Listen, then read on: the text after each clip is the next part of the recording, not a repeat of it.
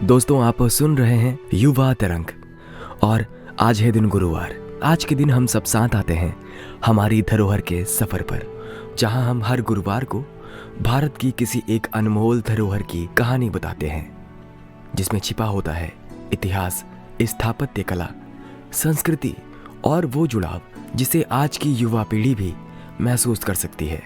तो चलिए शुरू करते हैं आज का हमारी धरोहर का सफर, जहां हम चलेंगे उत्तर प्रदेश की उस प्राचीन नगरी की तरफ जिसे भगवान बुद्ध का प्रियवास कहा जाता है, जहां की हर जगह, हर खंडहर और पुरातात्विक अवशेष हमें बुद्ध की जिंदगी और उनके समय के समाज की झलक दिखाता है। यहाँ के मठ, स्तूप और बौद्ध स्मारक से आज भी शांति, ध्यान और आध्यात्मिक ऊर्जा महसूस होती है। तो हमारा आज का विषय है बुद्ध का प्रियवास और पुरातात्विक नगर श्रावस्ती। चलिए अब चलते हैं श्रावस्ती की ओर, जिसकी मिट्टी ने ना सिर्फ इतिहास देखा है, बल्कि धर्म, ज्ञान, युद्ध, गरीबी, समृद्धि सबके गीत गुनगुनाए हैं। श्रावस्ती सिर्फ एक नाम नहीं है, बल्कि एक पुरातात्विक धरोहर, बौद्ध धर्म की महान विरासत और हमारे अतीत की एक जिंदा गवाही है। श्रावस्ती आज उत्तर प्रदेश में है। ये वही जगह है जिसे प्राचीन ग्रंथों में सवत्ती नाम से जाना जाता था। पुरातत्व विश्लेषण में ये स्पष्ट हुआ है कि श्रावस्ती महत और सहेत नाम के दो भागों में बटा हुआ था। महत वो शहर का प्रमुख हिस्सा था और सहेत वो क्षेत्र था जिसमें धार्मिक केंद्र, मठ और विहार थे। ये नगर उस समय 3 अहम व्यापारिक मार्गों के संगम पर स्थित था। पूर्व पश्चिम उत्तर भारत को जोड़ने वाला व्यापारिक जाल यहाँ से गुजरता था। श्रावस्ती सिर्फ धार्मिक नगरी नहीं, बल्कि व्यापार और सभ्यता का भी बड़ा केंद्र था। श्रावस्ती उस समय के कोशल प्रदेश की राजधानी हुआ करती थी, यानी वो राजनीतिक, सामाजिक और सांस्कृतिक हृदय था। यहाँ गौतम बुद्ध ने अपनी अधिकांश भिक्षु जिंदगी बिताई। श्रावस्ती में ही उन्होंने कई उपदेश दिए, कई प्रमुख धर्म भिक्षुओं को दीक्षा दी और कई महान उपदेश यहाँ दिए। श्रावस्ती में मूल धार्मिक संस्था जेतावना विहार थी, जो एक बाग में स्थित थी और जिसे एक उदार व्यापारी अनाथ पिंडिक ने बुद्ध और उनके भिक्षुओं को समर्पित किया था। माना जाता है कि बुद्ध यहाँ कई वर्ष रहे, इसलिए यहाँ उनका पद चिन्ह और शिक्षा आज भी स्मरणीय है। यानी श्रावस्ती सिर्फ एक पुराना शहर नहीं, बल्कि उस समय की बौद्ध संस्कृति, ज्ञान, अध्यात्म और सामाजिक व्यवस्था का केंद्र रहा था। समय के साथ ये महान नगर जमीन में दब गया, खंडहर बन गया, लेकिन मिट्टी ने अपनी यादें नहीं मिटाई। ब्रिटिश युग में 19वीं शताब्दी के अंत में जब ब्रिटिश और भारतीय पुरातत्वविदों ने खोज शुरू की, तो श्रावस्ती के मलबे और टीले सामने आए। इसके बाद 1986 से 1996 तक जापानी पुरातत्वविदों की टीम ने बड़े स्तर पर खुदाई की। इस दौरान उन्होंने पाया कि श्रावस्ती की उस प्राचीन नगरी की मिट्टी के नीचे बड़े पैमाने पर बस्तियां, विहार, स्तूप, मंदिर, जलाशय आदि थे।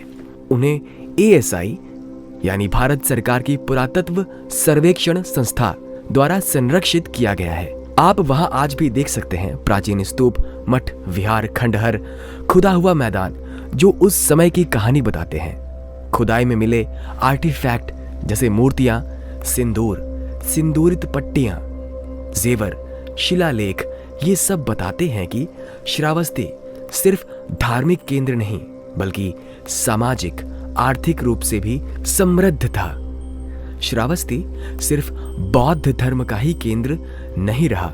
यहाँ जैन धर्म और प्राचीन हिंदू धर्म से भी जुड़े स्मारक मिले हैं। यहाँ के एक मंदिर में वो स्थान माना जाता है जहाँ से तीर्थंकर संभवनाथ का जन्म हुआ था। ये जैन धर्म के अनुयायियों के लिए खास अहमियत रखता है। इसी तरह उत्खनन में मिले हिंदू धार्मिक पैनल और देवी देवताओं की मूर्तियां ये बताते हैं कि ये नगर धार्मिक सहिष्णुता और विविधता का घर रहा है। मतलब श्रावस्ती हमारी उस धरोहर का उदाहरण है जहां धर्म, संस्कृति और मानवता एक साथ पली बढ़ी। अब अगर आप श्रावस्ती जाएं, तो आपको वहां पुरानी दीवारें, स्तूपों, मठों के अवशेष दिखेंगे, जहां कभी बुद्ध की आवाज सुनाई देती थी, जहां पे अब सिर्फ हवाएं बहती हैं। लेकिन यहाँ हर साल बौद्ध तीर्थ यात्री आते हैं, विहारों में ध्यान करते हैं।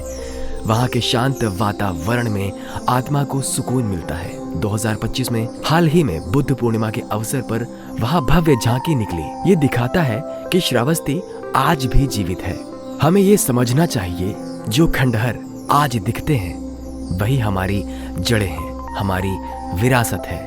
तो दोस्तों, श्रावस्ती सिर्फ एक पुराना नाम नहीं, वो है बुद्ध के उपदेशों की गूंज, धर्म और सहिष्णुता की मिसाल, सामाजिक सांस्कृतिक मिलन और इतिहास की गहराई। अगर कभी आपके पांव श्रावस्ती की धरती पर टिके, तो एहसास करिए उन चट्टानों, स्तूपों से जिनमें समय ने अपनी छाप छोड़ी है। दोस्तों, हमारी धरोहर सिर्फ किताबों की बात नहीं है, वो हमारी जिंदगी है और हमारी जिम्मेदारी है कि उन्हें समझें, जानें, बचाएं। तो दोस्तों, श्रावस्ती सिर्फ एक पुराना नाम नहीं, वो इतिहास है, वो संस्कृति है, वो विरासत है। ये नगर था व्यापार, राजनीति, धर्म, संस्कृति का।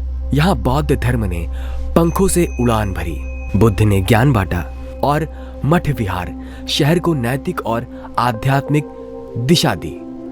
आज जो अवशेष बचे हैं, वो हमारी पहचान, हमारी जड़ें और हमारी जिम्मेदारी है।